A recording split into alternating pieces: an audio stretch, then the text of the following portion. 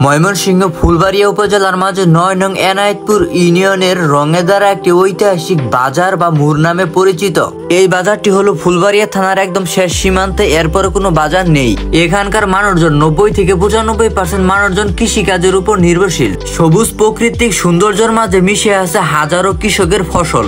রঙের দ্বারা অবস্থিত দুইটা স্কুলে, একটা মাদ্রাসা, দুইটা মসজিদ। কাহালগাঁও দক্ষিণ পাড়া সরকারি প্রাথমিক বিদ্যালয়, এই স্কুলেরই আমি একজন ছাত্র। আর এই স্কুলটি স্থাপিত হয় 1968 সালে। আমাদের এখানকার যুব সমাজ খেলাধুলার প্রতি খুব আগ্রহী। রঙের দ্বারা ক্যাডেট স্কুল, এটি 2016 সালে স্থাপিত হয়। রয়েছে একটি মাদ্রাসা, দারুন কুরআন আইডিয়াল মাদ্রাসা, এটি স্থাপিত হয় 2022 সালে। রঙের দ্বারা বাজার কেন্দ্রীয় জামে মসজিদ, এটি স্থাপিত হয় 2014 সালে। রঙের দ্বারা বাইতুল নূর জামে মসজিদ, এটি স্থাপিত হয় 1948 সালে। এটা হলো আমাদের এলাকার সব থেকে পুরনো একটি মসজিদ, কাজ চলমান নতুন করে।